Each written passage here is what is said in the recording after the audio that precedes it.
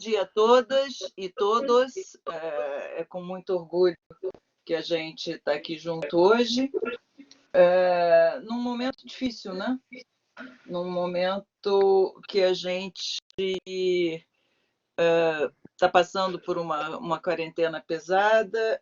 Tivemos uma notícia muito triste do cunhado da Nina, que faleceu, e eu queria que depois disso todos nós tenhamos um pensamento muito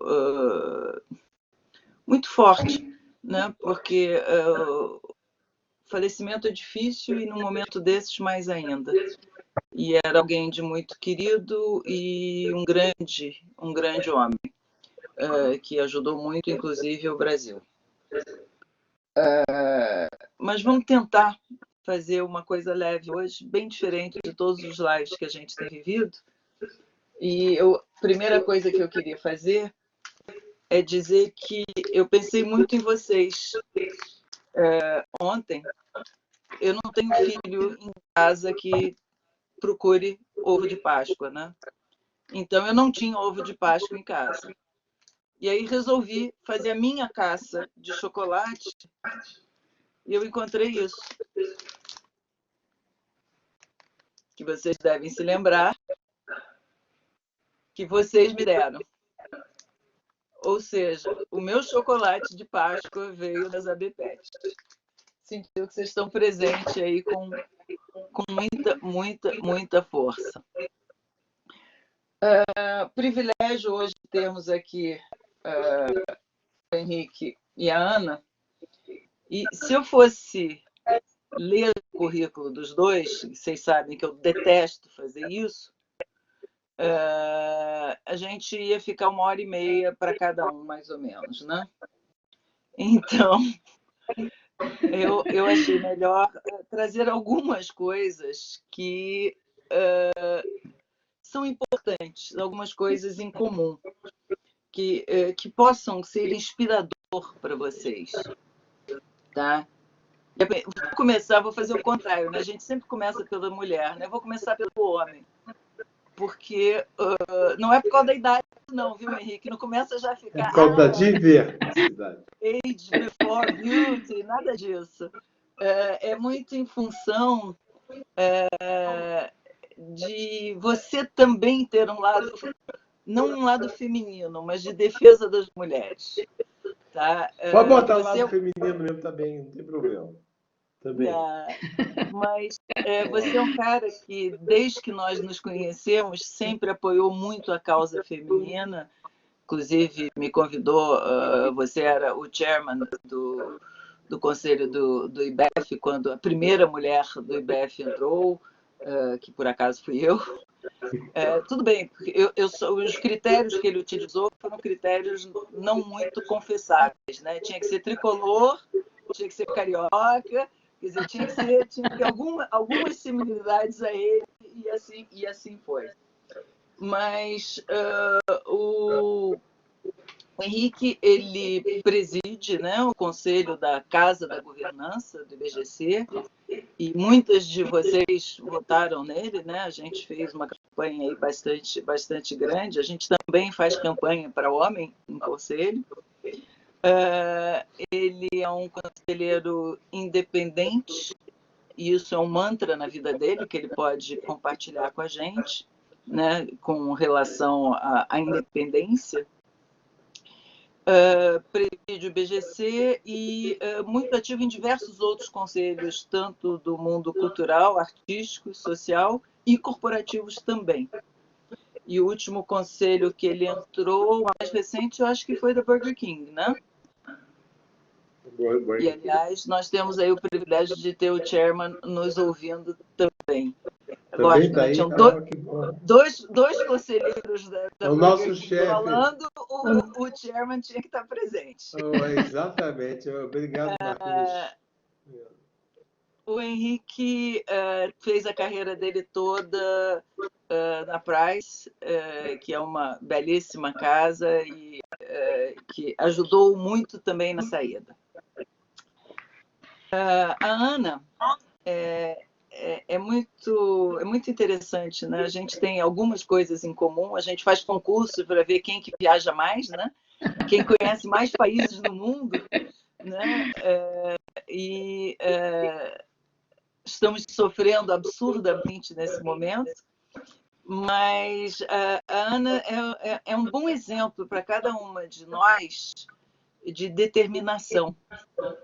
Tá? Ela, puxa, teve uma carreira corporativa sensacional, trouxe Occitane para o Brasil, presidiu Samsonite, Swarovski, enfim, trocentas mil empresas muito importantes, mas ela deve ter uma síndrome anti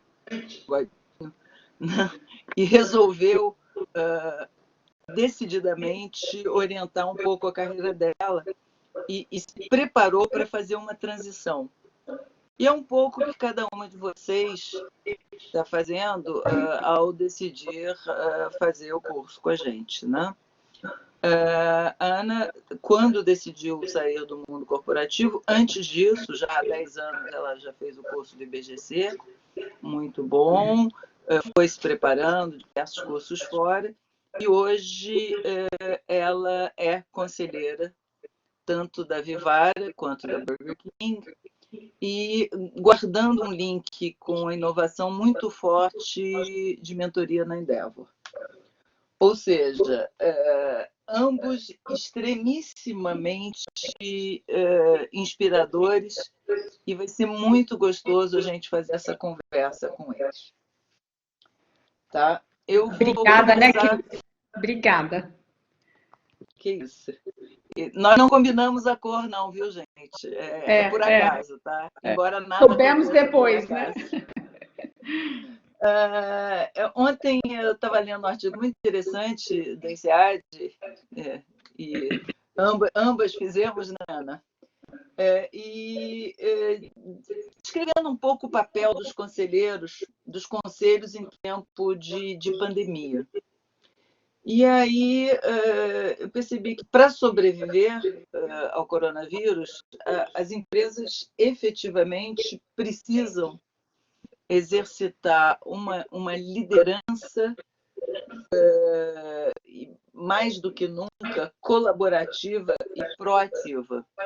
Eu queria ouvir um pouco de vocês até onde vai o papel do Conselho em relação ao Executivo nesse momento tão difícil, né? Onde o Executivo precisa de tanto apoio para tomar decisões, mas também tem que ter autonomia para tomá-las. Quem que pega? Bom, acho que eu posso, né, falar rapidamente, o Henrique me complementa. Eu acho que nunca nenhum de nós pensou, né, na vida passar por o que a gente está passando. Acho que por mais que a gente tenha 30 anos de experiência em várias indústrias, ou mais que isso, 30, 40 anos, eu acho que foi bem, digamos, tem sido bem desafiador para todos nós.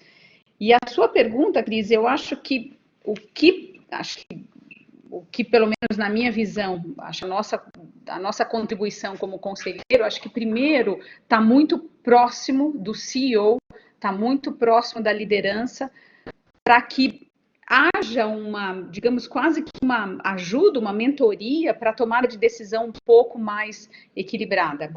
Não existe decisão certa e errada, existem conduções, existem escolhas, mas o nosso papel é quase que entra um pouco do bom senso, de algumas escolhas que têm que ser feitas, inclusive escolhas doloridas.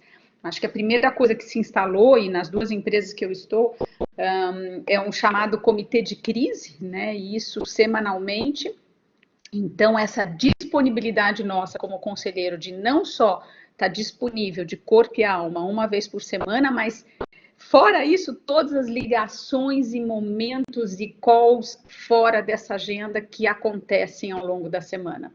Então, ter essa disponibilidade, estar próximo e verdadeiramente com o intuito comum, né? Acho que de ambas as partes, o conselheiro quer acima de tudo, que a empresa passe por essa crise e volte mais forte. Então, o objetivo é o mesmo, tanto do management, da alta liderança, quanto dos conselheiros, e ajudar nessas escolhas difíceis. Henrique? Desculpe, é melhor com o microfone. Vê que de fato é melhor com o microfone. Eu estava tentando testar isso. Funciona bem melhor, Henrique. Não, Teste totalmente mudado. Nós não estamos testando, nós não estamos vivendo nada trivial, né?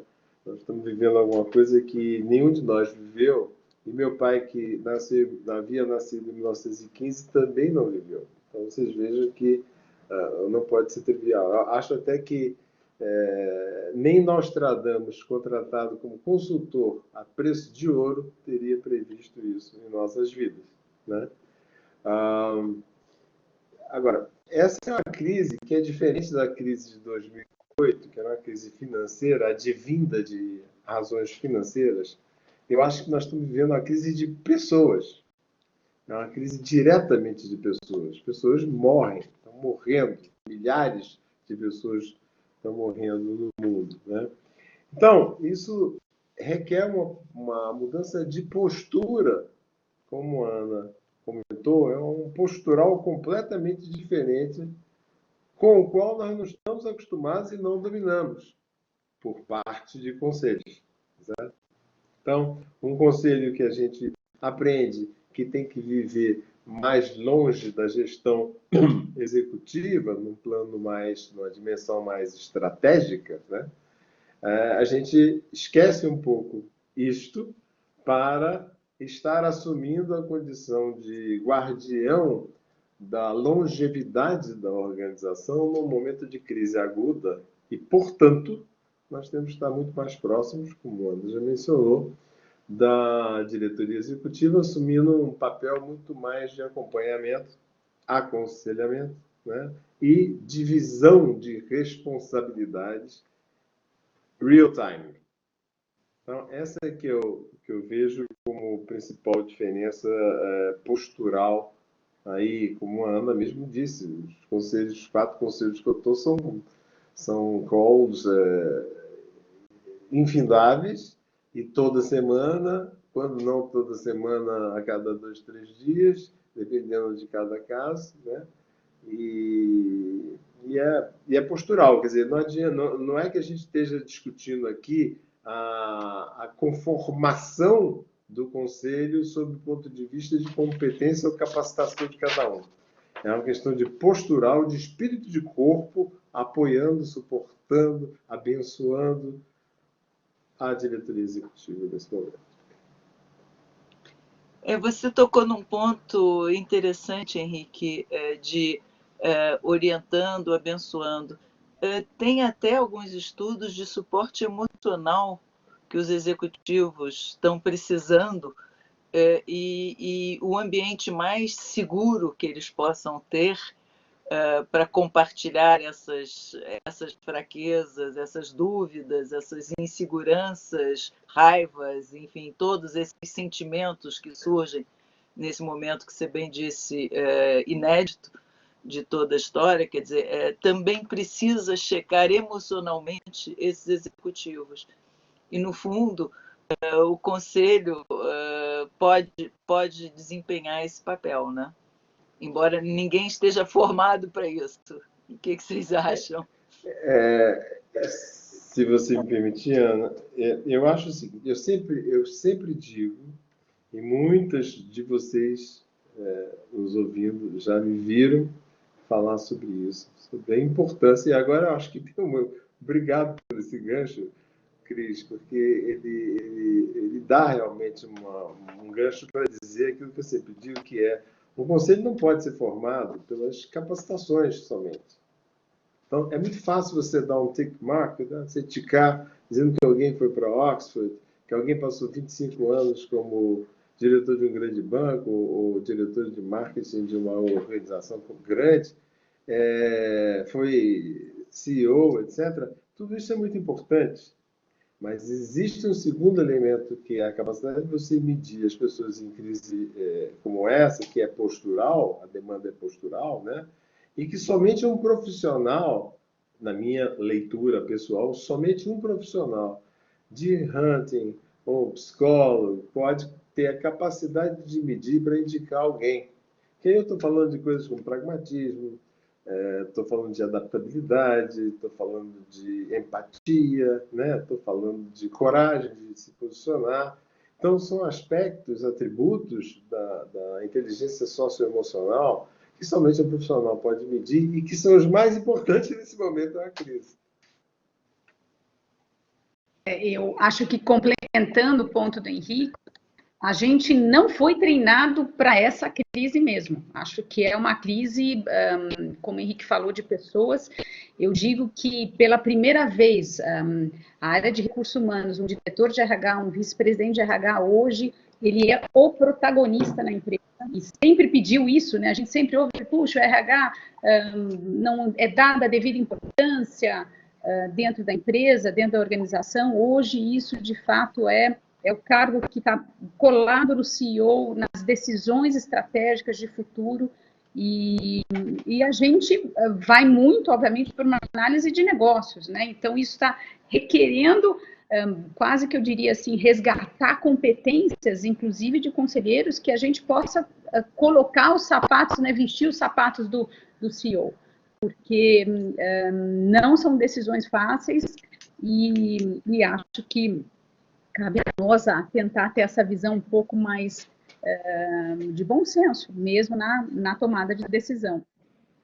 Esse é um gancho muito bom, Ana, com relação ao que foi dito logo no início da crise, daquelas primeiros lives da XP,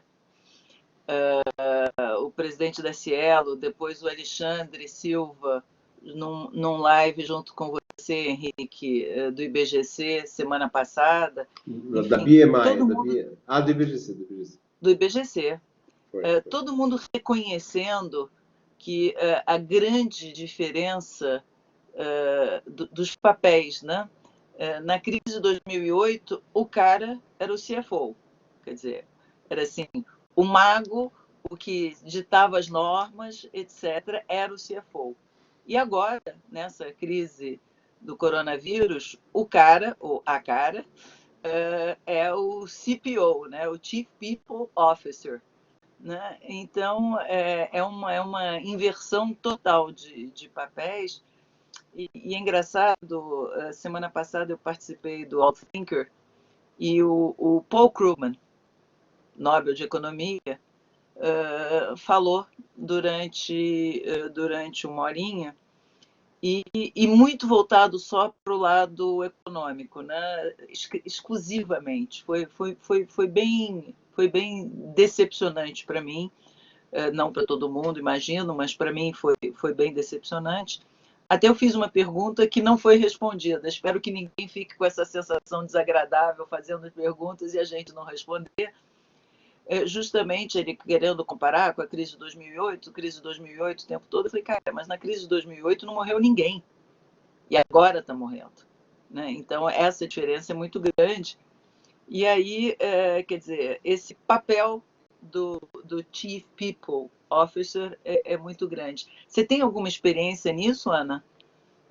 Agora, nesse momento de crise? Então, eu participo nas duas empresas do comitê de gente, educação, cultura, tanto a Vivara tem um nome, o BK, o Burger King, um outro nome. E é interessante porque eu entrei na Vivara no meio do ano passado, em julho do ano passado, e o BK agora em janeiro, e acho que a maior preocupação desse comitê não é porque a gente ouve, puxa, tem todas as MPs que estão acontecendo, como implementar, e não é isso, né? É realmente como é que a gente estrutura uma empresa, faz algumas escolhas, mas sempre acreditando que vai retornar, que o mercado vai retornar e que essas duas empresas vão retornar mais fortes ou vão ter que fazer uma pequena redução para não deixar de operar e ter êxito no futuro. Então, acho que esses comitês têm se discutido muito isso, e são discussões duras, né? Duras no sentido de que o próprio governo ele muda, né? Entra uma MP, ela dura 48 horas, depois se muda, posterga. Então, eu acho que o desafio nosso é realmente a gente ter certeza que a escolha de agora não vai impactar o futuro e não vai comprometer muitas vidas, muitas pessoas, porque aí entra um lado mais humano dessas escolhas que a gente está tendo que fazer. Provavelmente, Henrique, Oi, posso você tem alguma coisa a acrescentar? Provavelmente, nós estamos vivendo... A gente vinha antes de um mundo de transformações importantíssimas em velocidade exponencial, que é mais complexo, não é uma velocidade linear. Nós vimos velocidade exponencial em direção à transformação. Outro dia eu ouvi uma frase interessante que eu queria dividir com vocês, que é o seguinte: uma leitura de que, eu não sei se foi uma de vocês duas, mas a senilidade me impede de definir exatamente quem foi, pode ter sido em outro ambiente, mas que me disseram o seguinte, foi que Deus interrompeu esse processo, criou um intervalo nesse processo de transformação em velocidade exponencial. Você mandou todo mundo para casa. Diz: olha, pessoal, eu acho que vocês têm que olhar o que vocês estão fazendo com o meio ambiente, o que vocês estão fazendo com as pessoas, né? Dá uma paradinha aí, dá um freio de ajuste, e depois volta das suas transformações em velocidade exponencial, mas com uma visão diferente. E aí, qual é a leitura que eu faço disso? Eu vejo um pós-crise aí com um crescimento importante, com uma ampliação importante, mais profunda, dos conceitos de ambiental, social e de governança. Os conceitos de ESG vão ter, eu acho, um endereçamento muito mais profundo e muito mais cuidadoso, né? Então, é assim que eu vejo. Entendo. Qual é o movimento que a gente teve semana passada? Não demita. Começou com 40 empresas, você está com centenas de empresas aderindo a isso. Não demita, 2 meses e tal. Então,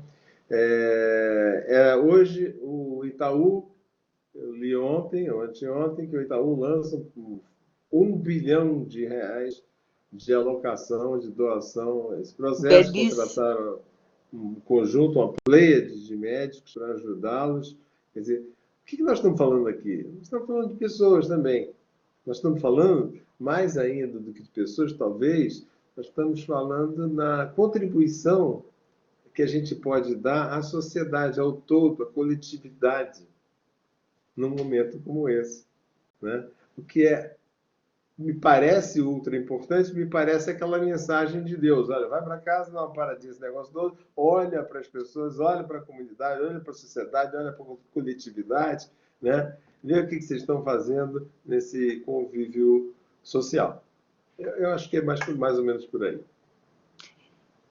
É uma excelente analogia, Henrique. A gente está vendo aí uma Arca de Noé, né? Só que, felizmente, vão se salvar mais de dois exemplares de cada espécime, né? Agora, o pouco de cuidado que a gente teve com o meio ambiente está sendo bastante lembrado, né? O que vai fazer com que a gente, quer dizer, todos nós como indivíduos lá na frente, mudaremos, não tem a menor dúvida, já mudamos. Inclusive, a Millennium aqui, que quer mudar o mundo e detesta arrumar o quarto, a coisa que eu mais tenho feito durante a quarentena é arrumações. Ou seja, tudo é possível em termos de mudança. Agora, a grande crise ela foi não só com relação ao meio ambiente, mas também com relação a valores, né?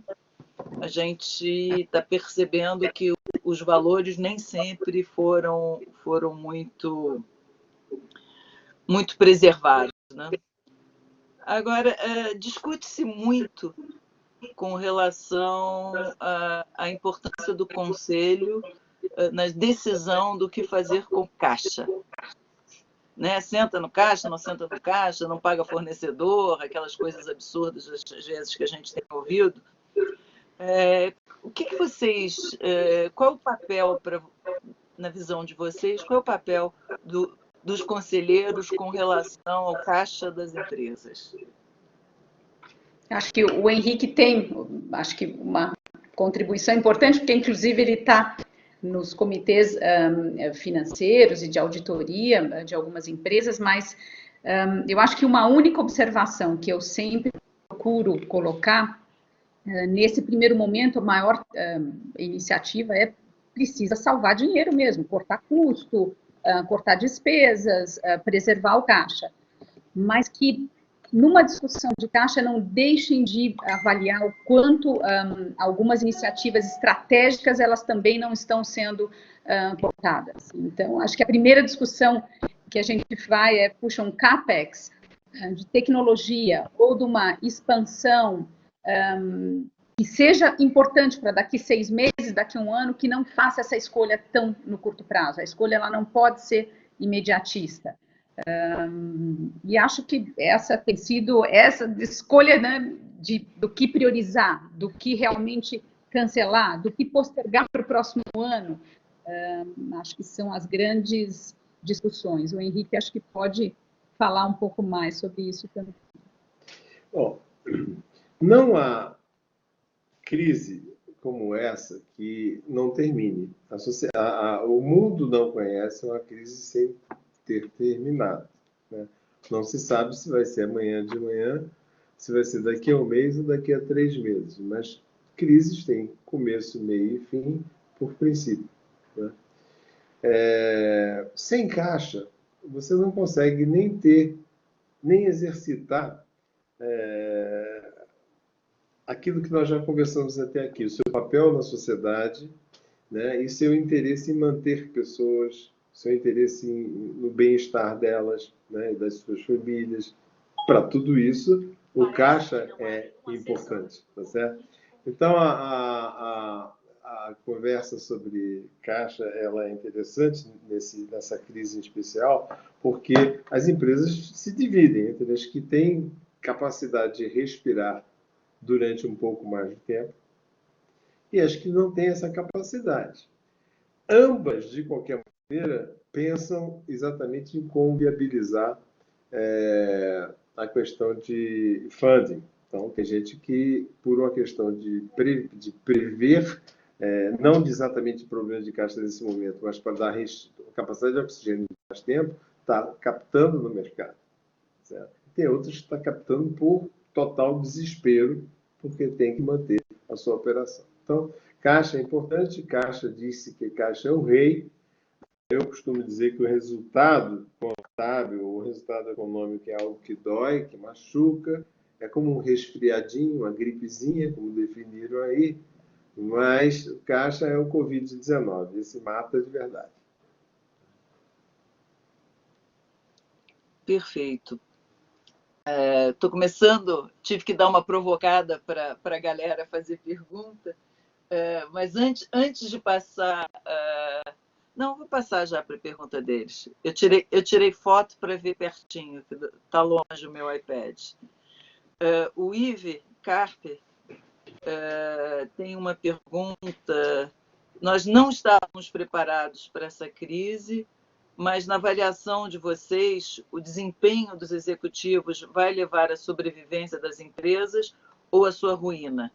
Qual a avaliação geral da performance das empresas frente à crise? Puxa, começamos bem, hein? Sim.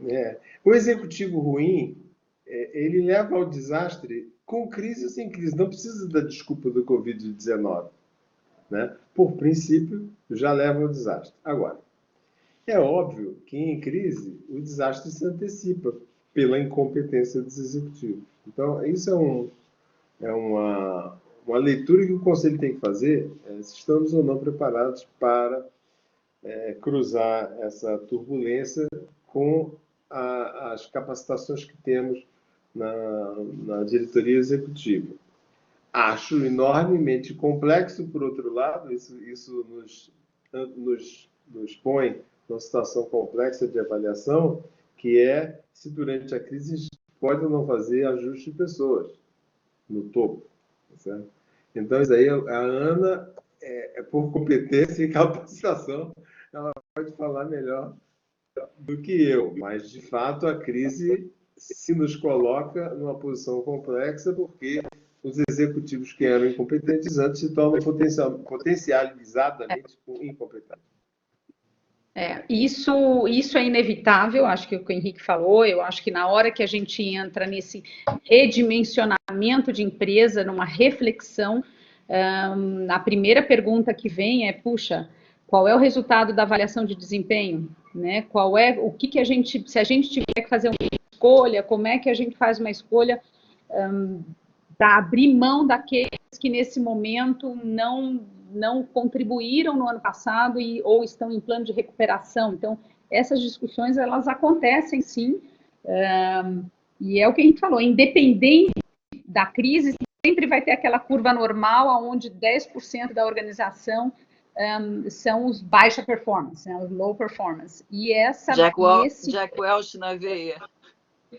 E isso é inevitável, você trazer e falar, puxa, como é que faz uma escolha um pouco mais baseado também em performance, em contribuição, e acho que a crise só torna isso mais evidente, independente do momento, acaba sendo um tema bem discutido em conselho.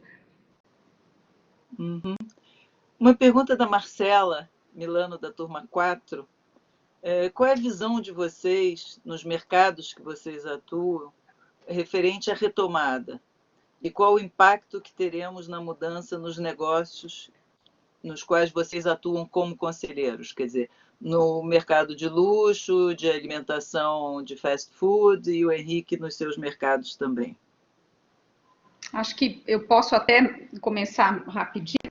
Acho que eu estou em dois conselhos muito diferentes, né? Alimentação, restaurantes, o outro segmento de luxo, joias, que é um outro segmento.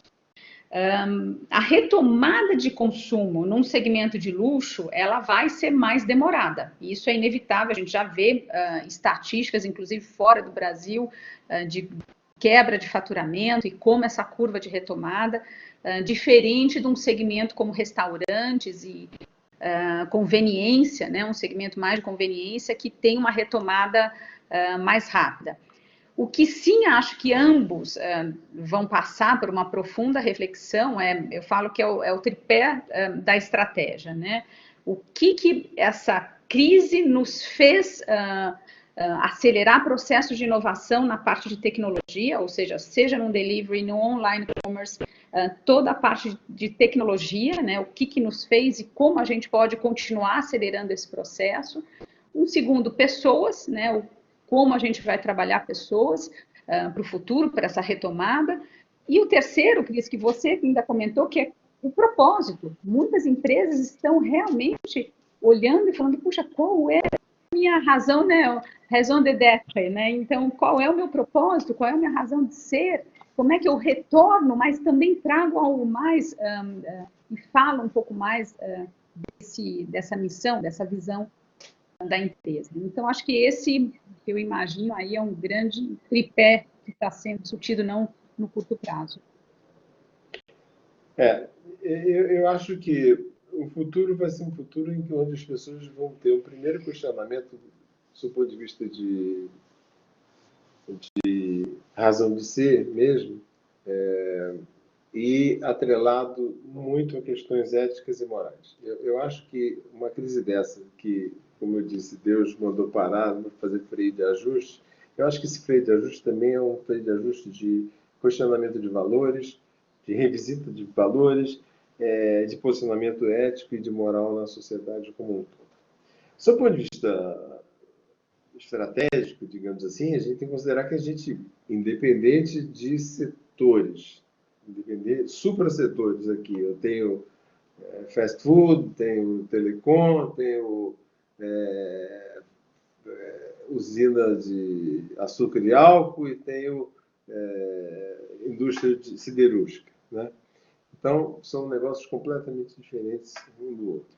A gente já vinha em transformação, como eu já disse aqui, com aceleração exponencial, com a mudança completa na base e perfil, na base do mercado e perfil do consumidor, pela transformação digital, pela transformação do modelo de negócio para fazerem face às megatrends, né? Aí, inclusive, envelhecimento de população, mudança de hábito de consumo, clima, mobilidade urbana, né? Tudo isso gerou, né, mudança, as transformações na sociedade. Então, quando a gente olha de uma perspectiva para as nossas empresas, desculpa, de que forma a gente sai dessa crise, né? Se a gente tem condições de pensar agora com caixa presente, o que a gente precisa fazer durante esse momento de intervalo no vestiário para mudar e entrar no segundo tempo de uma forma diferente? O que a gente precisa investir já? E a Ana já mencionou isso antes. Eu tenho caixa, estou olhando sair da crise, eu estou vendo meu perfil de consumidor potencialmente mudar. O que eu preciso fazer já para investir em coisas que me levem a um futuro estratégico de sucesso, né? Então, esse estudo de cenários pós-crise é fundamentalmente importante, assim como as mudanças no perfil do consumidor e de mercado, e como que a gente aproveita para poder estar ready no pós-crise. Isso é que eu vejo como mais importante. É interessante porque as perguntas estão sendo muito voltadas ao pós-crise, efetivamente, né?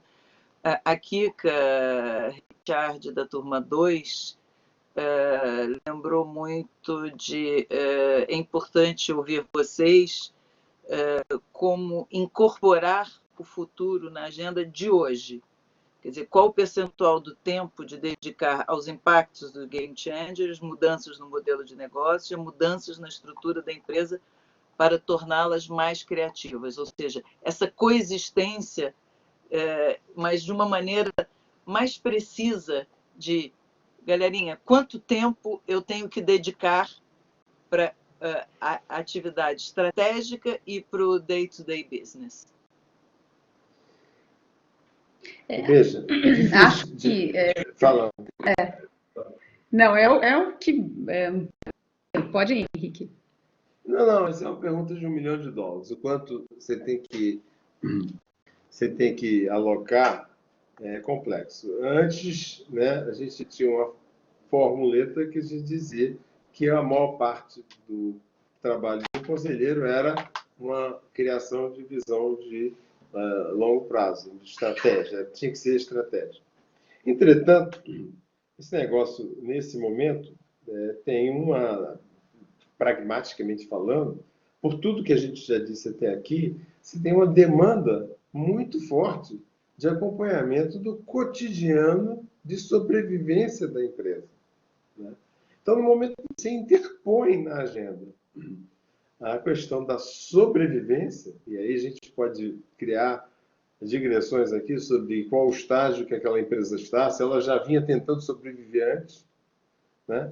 Ou se é uma empresa com um caixa fantástico, né? E aí é outra história. Mas, então, são digressões que a gente pode fazer. Mas, a princípio, vocês, de qualquer maneira, interpõem nessa agenda do dia a dia um conteúdo muito grande, muito forte, de sobrevivência.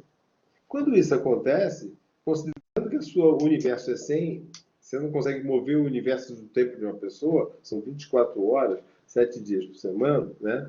Então, você sabe perfeitamente que uma parte maior da coisa, nesse momento, tem que ser o acompanhamento no curtíssimo e curto prazo. Mas não pode, por outro lado, né, perder de vista, é um grande paradoxo, mas não pode perder de vista, e eu já disse isso aqui, como é que vai ser a saída no pós-crise, né, estratégias futuras. Mas eu não sei responder, eu não consigo responder o percentual que a gente deve alocar nesse momento a cada coisa. Eu acho que muito breve. Como disse, tudo depende do caixa da empresa, né? Do caixa e de qual é a visão tanto de sobrevivência para que possa incentivar outras discussões, né? Acho que todo mundo viu a aquisição que a Apple fez há alguns dias atrás, comprou 2 empresas pequenas, e é interessante porque a repercussão que isso deu na imprensa foi negativo, até um pouco, é o grandão comprando os pequenos, né? Mas é uma empresa que tem caixa, né? Então, será que ela não viu isso também como oportunidade? A Vivara, por exemplo, a gente acabou intitulando um comitê de estratégia, que não existia, justamente porque é uma empresa que tem caixa e que pode pensar em algum momento também fazer movimento, né? E acho que lembrando da Apple foi muito mal visto, né, pela imprensa. E também foi mal visto ela lançar produtos durante a crise, né? Também. Foi muito mal visto. Daí ela fez um step down, né? Ela falou, bom, deixa eu... Foi um tema que a gente abordou no live com a Cláudia Pita, semana passada, quer dizer, da responsabilidade, a ética empresarial nesse momento de crise, né? Até onde você pode fazer certas publicidades, Claro. até onde você pode ir, né? Isso, falando na Cláudia, ela fez uma pergunta bastante interessante, que é parecida com a Cris, a Cláudia da turma 1, e a Cris da turma 3, ambas preocupadas um pouco com o que no pós-crise, o que vai ficar de mudança estrutural nos conselhos, quer dizer, o quanto os conselhos serão impactados, modificados pelo que aconteceu durante a crise. Alguma coisa vai se perpetuar? Alguma atitude, alguma prática?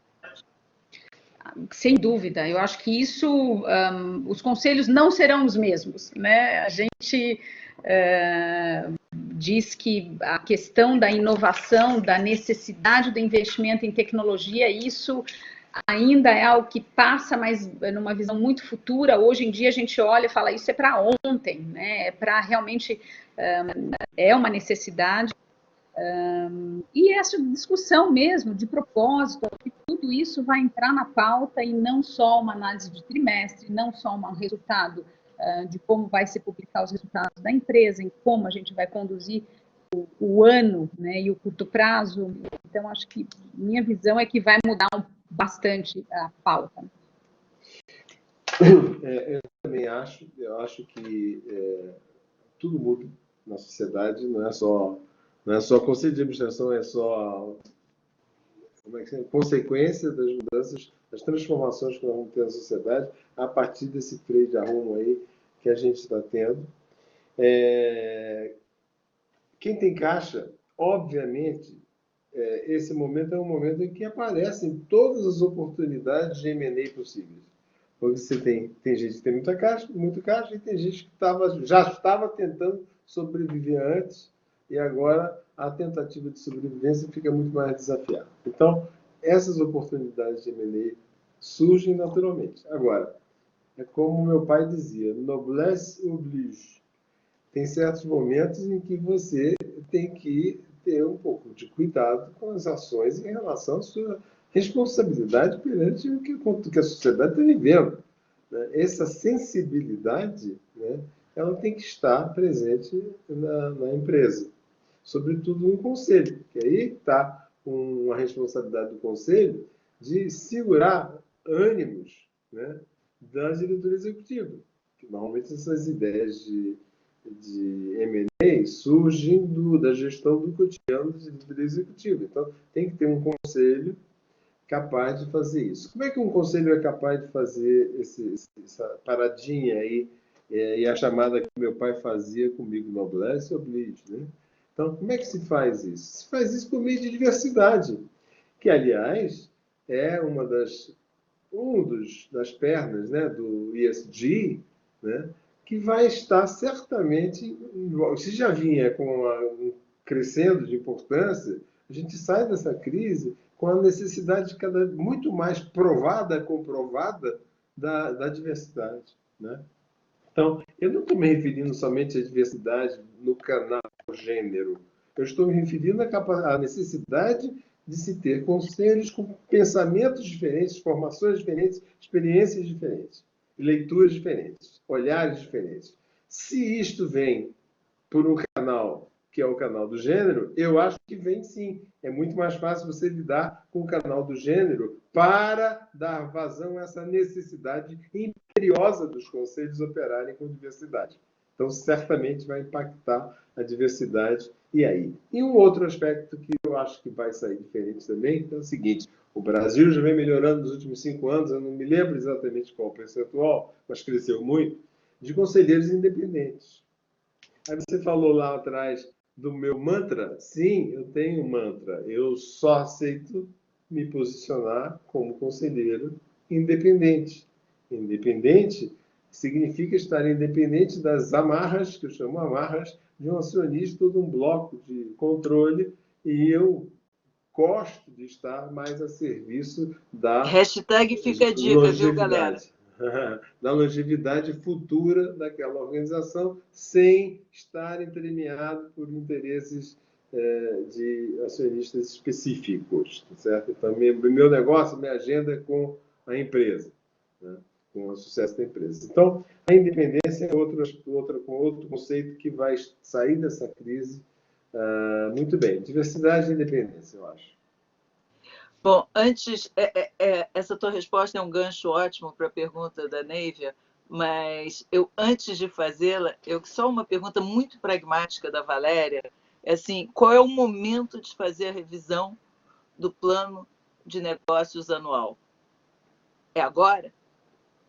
É super rápido, viu, gente? Então, na verdade, o plano de negócio anual a gente já está revisando em reuniões com cenários. Então, existe o cenário otimista, o realista, o pessimista, o catastrófico. Então, isso já está sendo discutido semanalmente. O que sim nós nos comprometemos é que as metas para o management team, para toda a equipe de liderança, equipe de gestão, que a gente possa revisar isso daqui uns 2 meses, porque hoje qualquer número que se coloque pode ser que não seja, que não se configure ao longo do ano. Então a gente tem um compromisso, isso o Henrique sabe, inclusive da gente voltar a falar sobre metas, sobre desafios daqui 1 mês, daqui 2 meses, mas não agora, porque o ano a gente só está trabalhando com cenários, né? Quais são os cenários?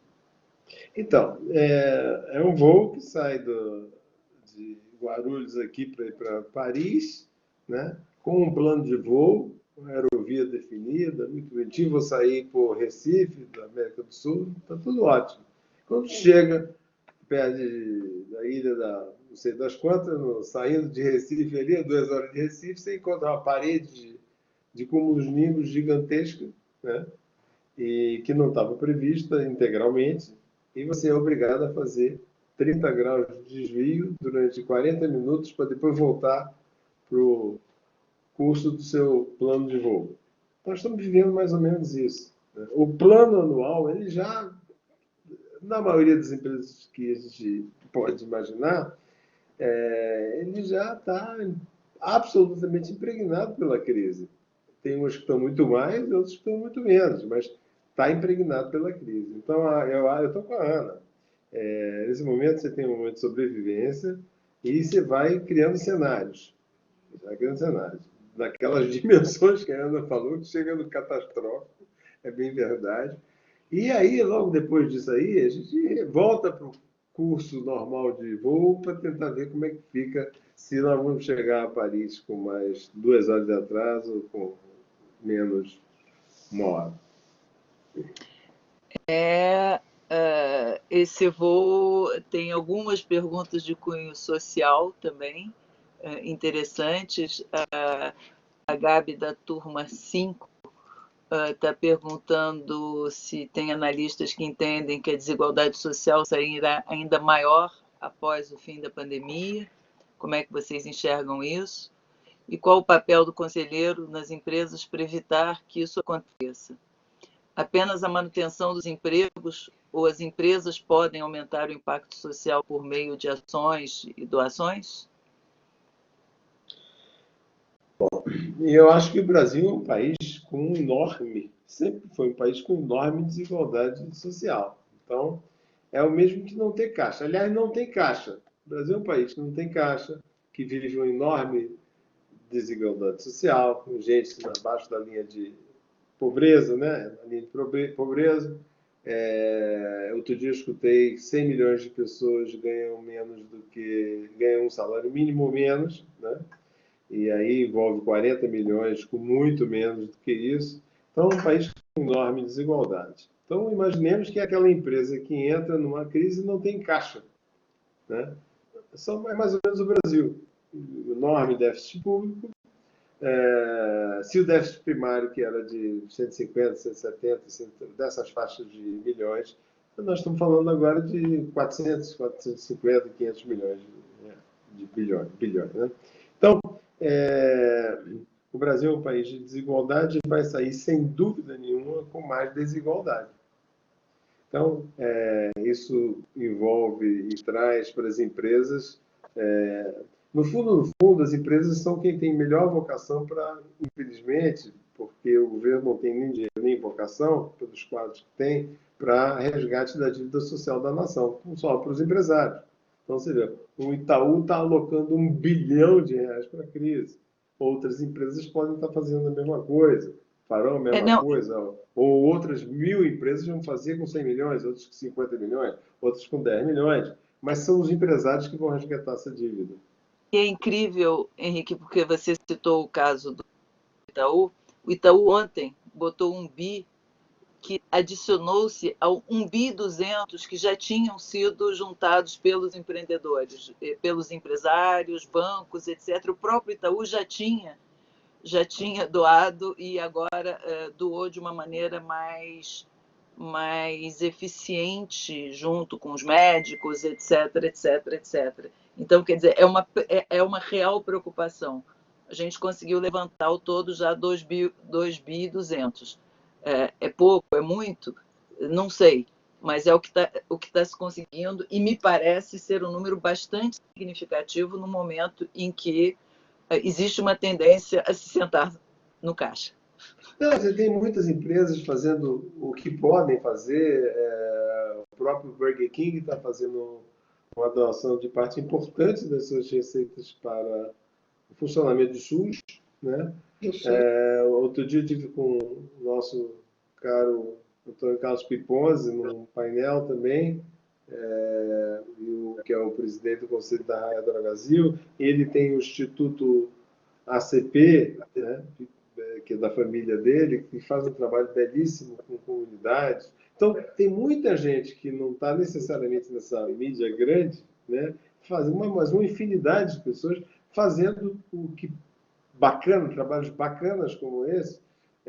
Eu acho que o somatório disso aí não está nos 2 bi 200, está mais do que isso. E eu acho que faz parte do freio de ajuste, de arrumo que Deus nos trouxe, para nós pensarmos mais nas dimensões no contexto da sociedade como um todo, né? Ajustar melhor esse balanceamento, esse desequilíbrio gigantesco que tem no país. E eu acho que a gente sai melhor, a gente sai fortalecido da crise em direção a fazer isso. A gente sai enfraquecido pela crise, mas isso é que vai direcionar a gente fortalecer justamente esses fatores de desequilíbrio na sociedade. Pode ser um belíssimo freio de ajuste, né? E acho que o segmento que, sem dúvida alguma, vai requerer uma criatividade maior, uma visão um pouco mais amplificada, é toda a área de serviços, né? Porque aí a gente incorpora todo o varejo brasileiro, toda essa, digamos, a mão de obra que hoje trabalha em serviços, que é onde mais está sofrendo nesse primeiro momento. Então, aí vai demandar. Eu recentemente li o que o Rony da Reserva fez, né, que está querendo tornar os seus vendedores em consultores como se fossem natura, né, para vender, e ele não deixou, certo ou errado, não importa, mas ele não deixou de pensar de alguma forma de incluir essa equipe, esse exército de vendedores a ter uma remuneração e tentar criar uma retórica para voltar a falar em vendas. Então, acho que vai requerer muita criatividade para sair do óbvio.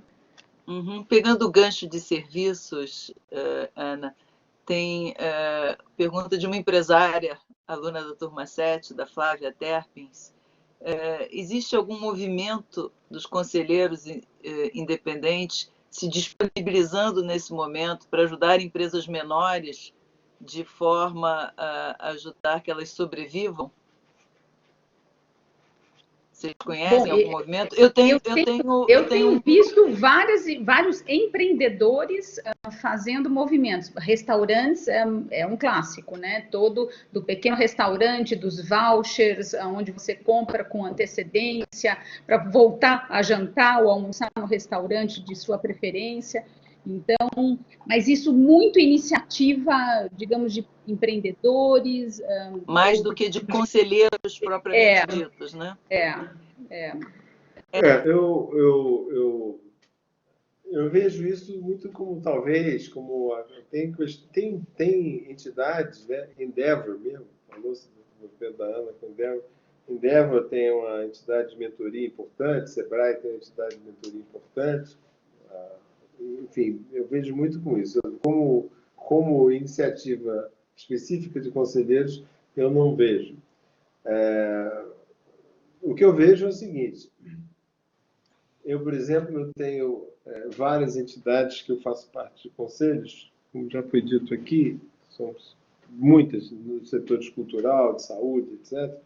E eu estou alocando mais tempo para a necessidade que essas entidades têm de continuar provendo a sua responsabilidade perante a sociedade.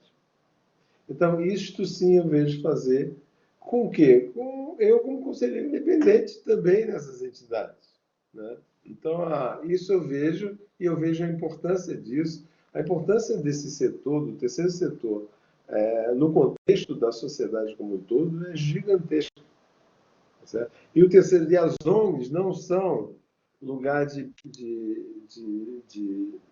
malfeitores, pilantras. Não são, não. Eu tenho muitas ONGs, participei de muitas ONGs na minha vida e garanto a vocês que eu não conheço nenhuma que tenha sido entidade de malfeitores. Muito ao contrário.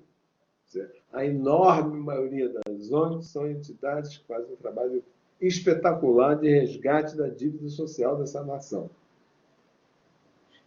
Uhum.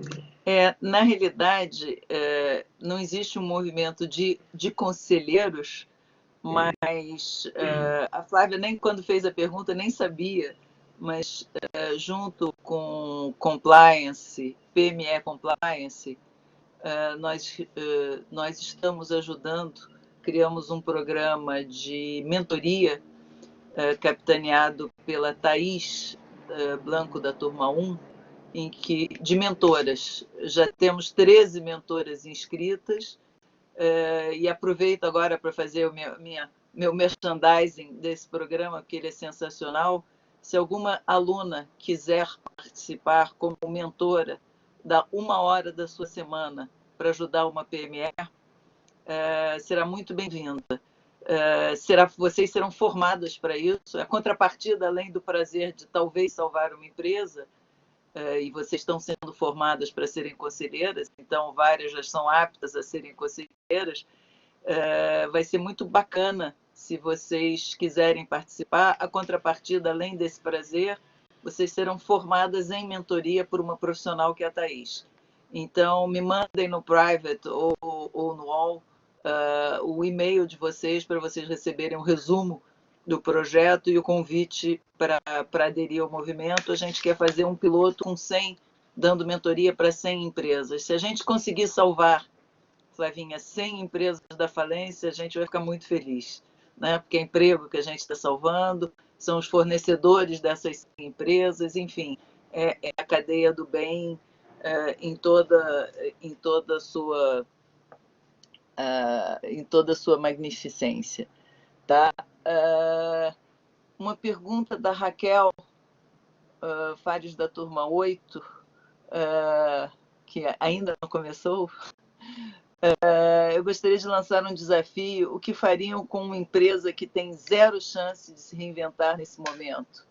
No caso, como exemplo, a rede de estacionamento. Se vocês fossem conselheiros de uma rede de estacionamento, o que vocês diriam para essa empresa?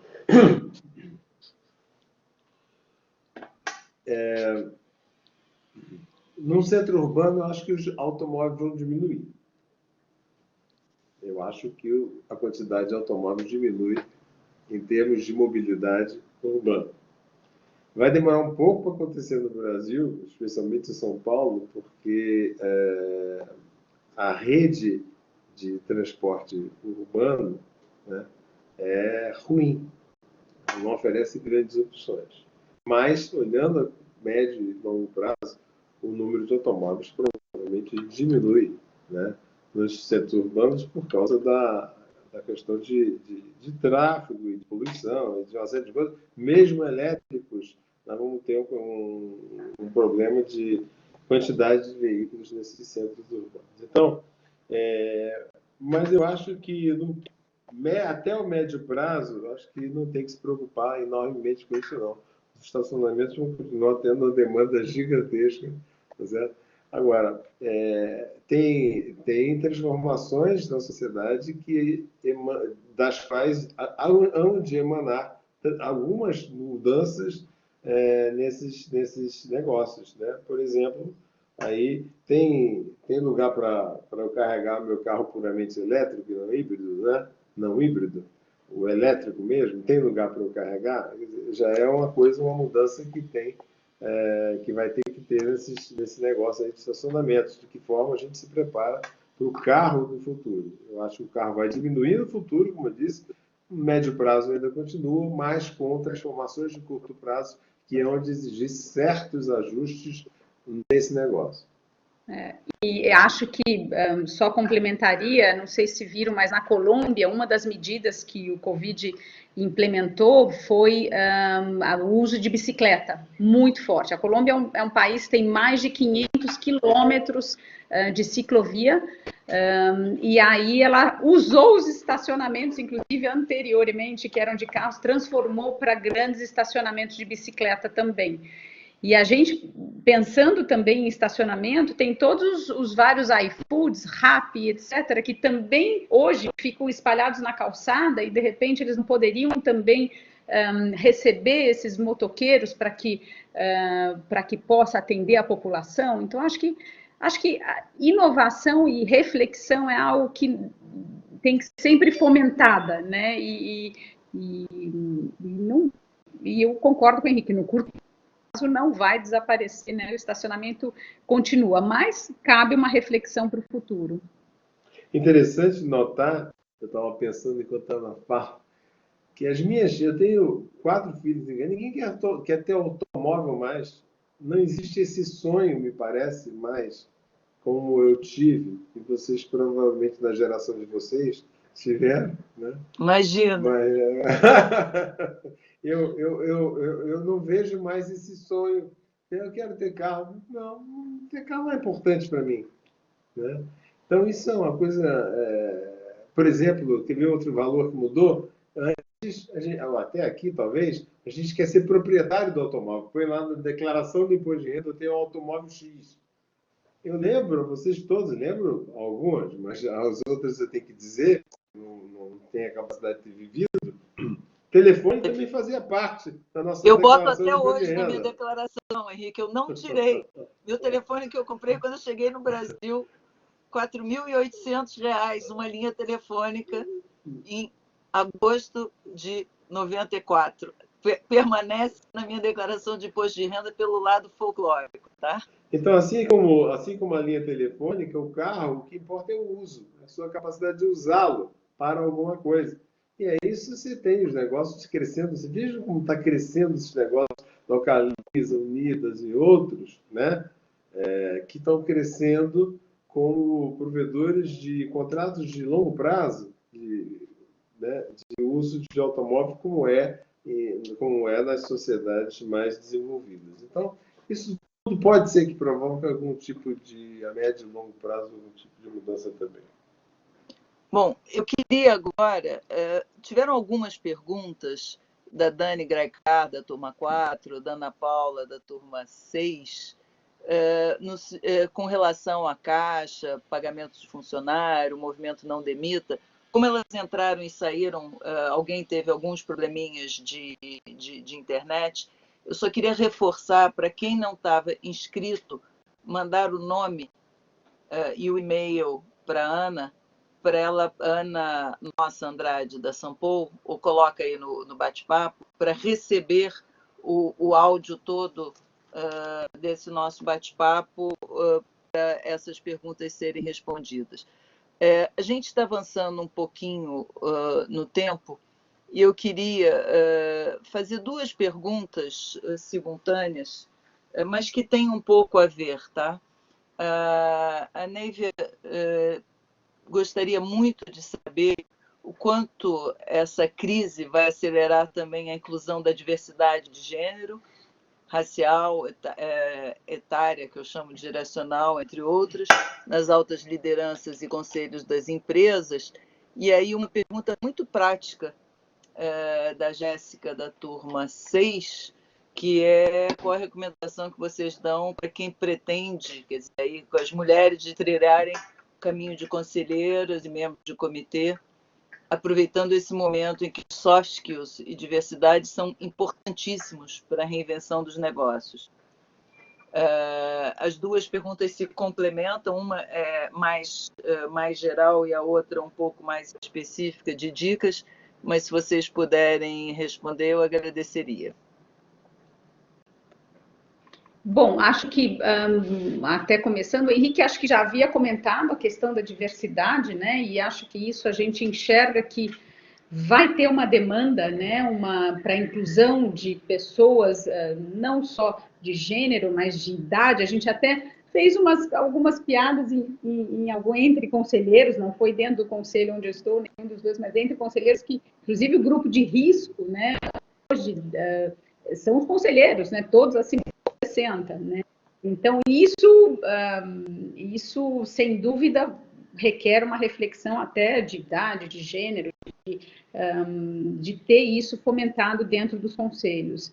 Agora, para isso, a gente precisa de uma preparação maior, né? E quando a gente fala especificamente sobre mulheres, e aí um pouco dessa preparação para que elas possam cada vez mais assumir, que não seja uma preparação de curto prazo, que realmente tem esse desejo, que trace um caminho, né, de médio e longo prazo, mas que, acima de tudo, comunique que você tem vontade, né, de assumir conselho, fale. Às vezes a gente acha que está preparada e, ao mesmo tempo, se você não expressa o desejo, fica difícil do outro saber que você tem desejo de atuar num conselho. Então, essa importância do networking, eu falo que hoje a gente não está conseguindo, mas almoçar toda semana com alguém que possa te dar uma orientação ou te trocar uma ideia, então ter isso quase como uma disciplina mesmo, de fomentar esse networking, porque as oportunidades aparecem quando você menos espera. Então, se preparar de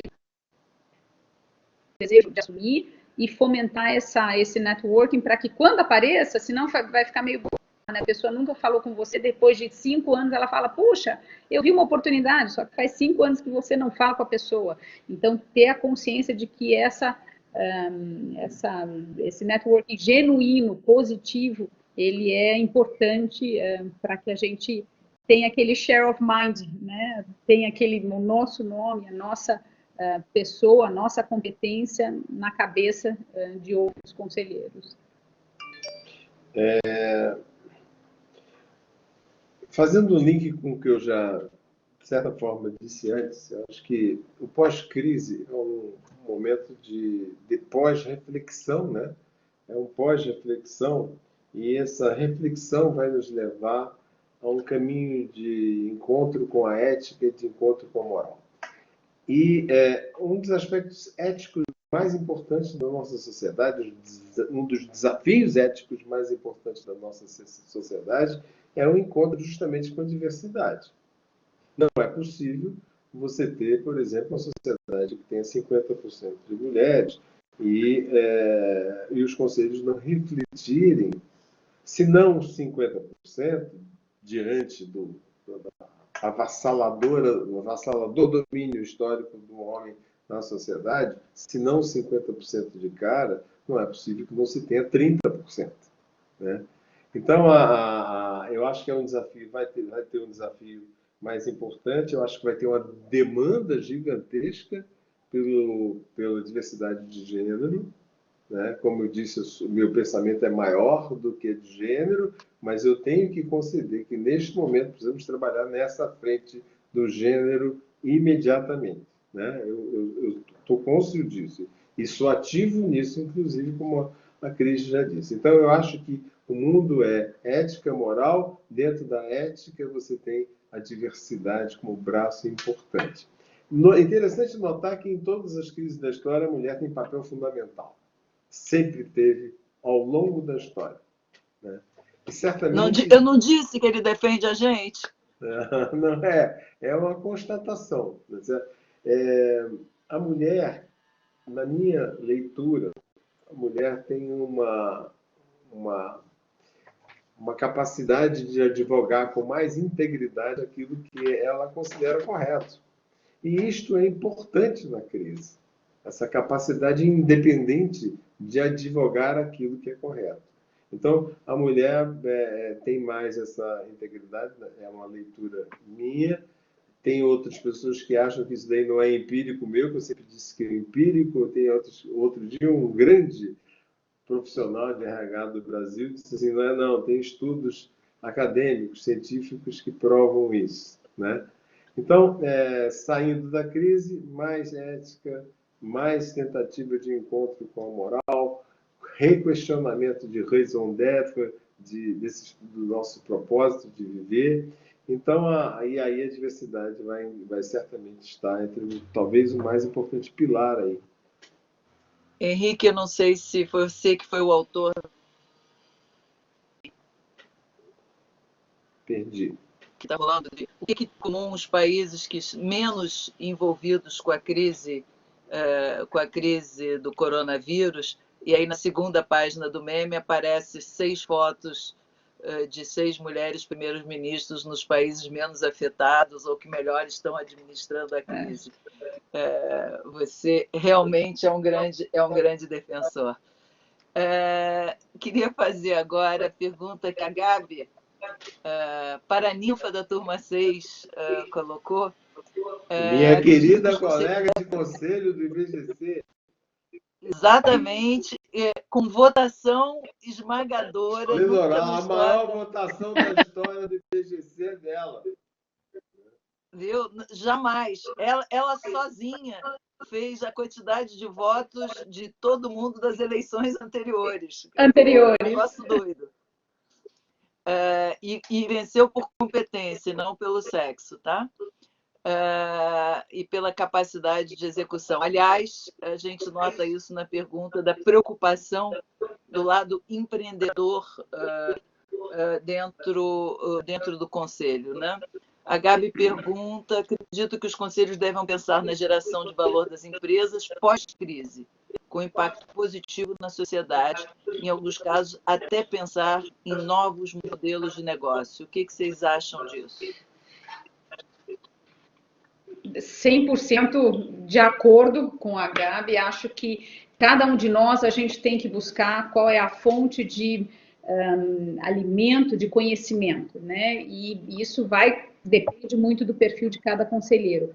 Mas, falando por mim, acho que o próprio vínculo que eu tenho com a Endeavor e com empresas tão diferentes, em momentos diferentes, em início, sendo escaladas, com desafios de gente muito jovem, na faixa etária de 30 anos, 27 anos, como empreendedores, essa, sem dúvida alguma, é uma das grandes fontes de inspiração que me alimentam. E, obviamente, acho que a gente já falou, né, Cris? Acho que o fato da gente gostar de viajar, de trazer ideias, de buscar, de estar antenado, de ler um livro que foi lançado fora, eu acho que cada um tem o seu alimento de poder trazer a experiência que já tem, a experiência atuando em conselho, mas se alimentar. E isso é fundamental. O desafio é como que você traz o tema no conselho de forma humilde, de forma sem arrogância e muito mais colaborativa, que eu acho que é o grande desafio. Eu acho que, como eu havia dito, já mencionei isso em alguns momentos hoje desse papo, se a gente viesse num mundo de evolução linear, essa crise de per si já nos traria desafios de futuro. Só que não aconteceu exatamente assim. A gente vinha num mundo em que todo mundo já estava desafiado a entendê-lo, né? Mas numa velocidade exponencial, de demanda exponencial. Né? Então, aí vem essa coisa dessa crise, demanda muito mais inteligência, entre aspas, né? Capacitação. Inteligência é um conjunto de atributos que forma a sua capacidade de ler, entender e mudar o seu próprio futuro. Né? Então, sim, transformações de modelos de negócios virão, sem dúvida nenhuma, a partir dessa crise. Já vinham acontecendo. Agora, essa crise vai distanciar ainda mais os ricos dos pobres, né? E isso traz grandes desafios para a sociedade, para as empresas, para seus modelos de negócio, etc. Né? Então, eu acho que sim, Gabi, eu acho que a gente, nesse momento, quem pode, tem que estar olhando justamente esses modelos transformacionais aí.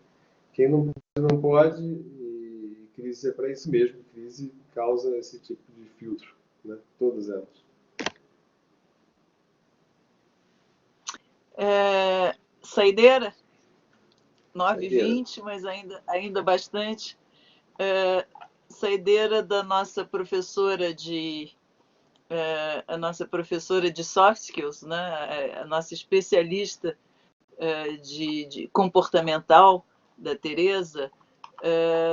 Qual a visão de vocês sobre o que tem sido o diferencial no Conselho? Quer dizer, nesse momento de transformação, de comportamento, soft skills para lidar com mudança e impactar no futuro. Qual é a qualidade, aí eu acrescentando um pouco, complementando, quer dizer, qual é a qualidade mais importante hoje num conselheiro para enfrentar a crise e, principalmente, trabalhar no pós-crise? E vai junto um pouco da pergunta da Muxa, da turma 7. Né? Para essa crise, o conselheiro, qual o conselho que vocês dariam para um conselheiro durante a crise? Então, o skill mais importante e qual o conselho que vocês dariam para os conselheiros? Se vocês de outras empresas nas quais vocês não são conselheiros. Vamos lá. Bom, eu acho que assim, o conselho que eu daria é assim, busquem uma visão otimista, porque quando a gente desenha os cenários são muito duros. Então, quando você fala em número, você olha os DREs, os fluxos de caixa, e é tudo muito duro. Então, não deixa de trazer uma visão otimista. Então, tem que a gente lidar com empresas grandes, empresas que têm chance de sobrevivência, né? Os conselhos são conselhos de empresas mais maduras, eu diria assim, como estágio, e acho que assim, não perder essa visão otimista, porque a tendência é ser muito pesado as decisões, o momento. E como qualidade, acho que qual é o que diferencia? Acho que é o conselho que olha as pessoas que vão além dos números. Então, você tentar, como se tem falado muito em pessoas, em redimensionamento, em priorizações, então você tentar realmente acolher a organização do ponto de vista humano para que as decisões sejam o mais justas, eu diria assim, possíveis dentro da complexidade que tem nesse momento envolvido. Bem, Henrique? Um conselho, na minha visão, ele trabalha com um time. Não há como imaginar que um conselho seja um coletivo de pessoas que individualmente se protegem. Não. O conselho é um time onde não tem lugar para os eremitas geniais. Eremita não faz parte do conselho. Então, eu acho que os atributos mais importantes, e os de formação, eu não estou colocando aí, porque acho que os de formação são given, né? A pessoa ter uma boa formação, a pessoa falar a língua, a pessoa ter sido um executivo de sucesso, tudo isso é given, né? Faz parte normal do processo. Os diferenciais estão nas pessoas e no seu postural. Então, alguns atributos que eu acho importantes são a capacidade que a pessoa tem de ser curiosa e ter coragem de ser curiosa. Né? A capacidade que a pessoa tem de ter coragem de não ter tido experiência numa determinada coisa e, portanto, levantar o dedo e dizer o que é isso? Né? Porque é um conselho, como eu disse, de formações distintas, para assegurar que as opiniões distintas levam à inteligência. Então, a curiosidade e coragem são dois atributos importantes. A adaptabilidade que alguém tem, capacidade de adaptar, ser adaptável, é ultra importante. Hoje em dia, eu diria que a criatividade, mas a criatividade definida não como a minha capacidade de criar, mas a minha abertura à inovação, aquilo que é diferente, aquilo que é novo. É assim que eu defino criatividade. Então, o conselheiro, individualmente, tem que ser necessariamente uma pessoa aberta ao que é novo para que possa contribuir com o todo. E aí outras, como o pragmatismo, como a empatia, que é a capacidade de entender o que o seu colega está dizendo, com a leitura nos olhos dele ou dela. Né? Então, são atributos, sim, da inteligência emocional, social, postural, comportamental, que são até muito mais importantes. E aí eu vou extrapolar um pouco. Eu acho que são importantes não só na crise, isso é grave, mas fora da crise também. O aspecto mais importante são soft skills. Gente, muitíssimo obrigada aos dois. Complementando, Henrique, e fazendo um clin d'œil para a Ana, que gostamos muito de viajar, eu estive em Galápagos e estudei profundamente a história de Darwin.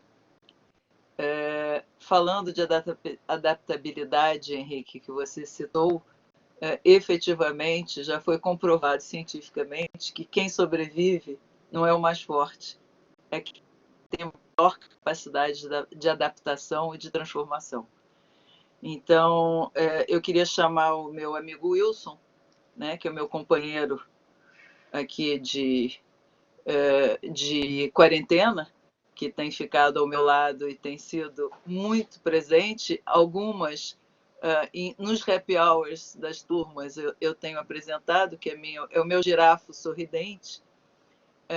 Eu trago ele para perto de nós para a gente deixar essa mensagem de otimismo, de alegria que a gente precisa. Nós estamos começando mais uma semana de quarentena em que todos temos que ficar em casa, sim, para salvar vidas. Desde o dia 15 de março eu não abraço, não beijo ninguém e não vejo fisicamente ninguém, que foi o dia que eu voltei de Nova York. Mas tenho tido muito conforto em todas as nossas conversas, em todas as... E vendo que eu também estou contribuindo para diminuir o impacto desse mal. Mas sairemos muito melhores, tá? E, a BPW no coração tem me ajudado muito. Galerinha, foi sensacional. Adorei ter estado com vocês. Henrique, Ana, muitíssimo obrigada. Muito obrigada. Aninha Andrade, obrigada por todo o trabalho que você teve aí atrás da cena, né? Que você não está aparecendo, mas sem você não teria conseguido. E muitíssimo obrigada a cada uma de vocês por todas as perguntas, pelo envolvimento. E a gente continua fazendo os nossos encontros mensais. Não tem aquele café da manhã delicioso, a gente não se vê, não se beija. E, porra, carioca que dá 2 beijos, não dá nenhum. É difícil, né, Henrique? Né? Foi realmente sensacional. E obrigada pela disponibilidade de tempo num momento tão escasso, né? Que a gente realmente está produzindo muito. Enfim, uma semana abençoada para cada uma de vocês. Obrigada. Um pensamento muito, muito profundo para a Nina, para o Ingo e para as famílias deles em função do que aconteceu ontem, tá? Se você Um beijo no permite, coração. Cris, eu preciso falar aqui agora institucionalmente, porque você lembrou disso, o falecimento de um grande empresário, de um sujeito que se dedicou enormemente a causas, à representação de uma classe empresarial, com enorme contribuição realmente, e eu acho que a sociedade perde com isso. Então, minha homenagem ao Alfred nesse momento. Um beijo, galera. Valeuzão. Beijo. Muitíssimo Obrigado. Obrigada. Até o próximo. Até a Obrigada. próxima. Até. Tchau.